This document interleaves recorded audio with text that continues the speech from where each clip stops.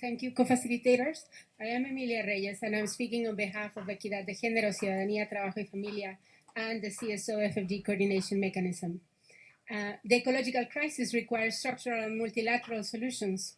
The overshoot of 6 out of 9 planetary boundaries and the risk of going over tipping points is real, and there is a need to address the links between the current economic system and the ecological harm we are witnessing. A sole focus on economic growth without a proper human rights, ecological, and social assessment will continue to be detrimental to our territories, our people, and ultimately our economies. In the same manner, we see an opportunity in the FFD process to go beyond GDP and to shape a global financial frameworks to be human rights centered, decolonial, anti-racist, feminist, and development oriented. We expect the fourth FFD conference to promote structural and systemic reforms in the global economic and financial architecture to focus not only on closing the financial gaps, but on tackling the root and cause of all the ecological crises. Unfortunately, we don't see those types of proposals in the zero draft.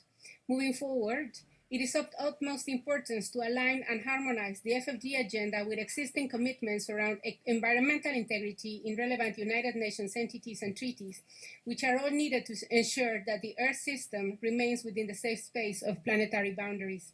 Principles agreed under those treaties should be integrated in a cross-cutting manner, such as the right to development, which is needed to consider as a core principle in a para 52 bis to expand sovereignty, self-sufficiency, and autonomy of developing countries regarding the use of resources, land, energy, labor, technology, and time.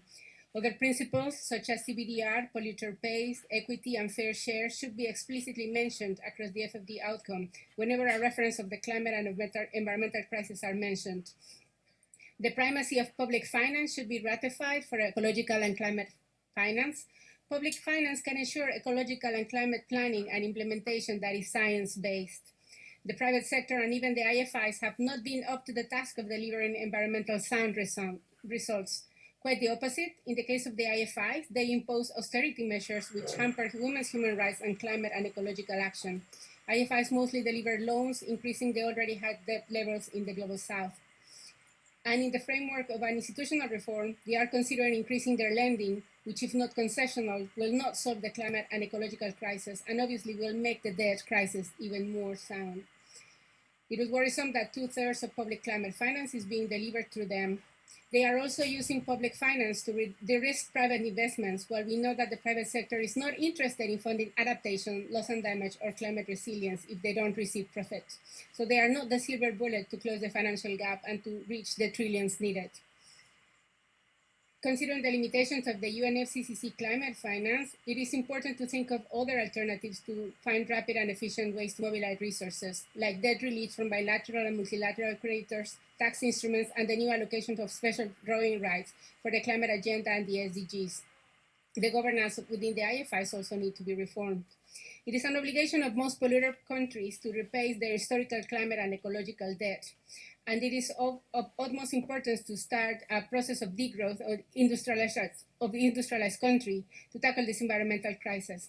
FFD should set the bar to go beyond solidarity between North and South to focus on reparations, accountability, and justice.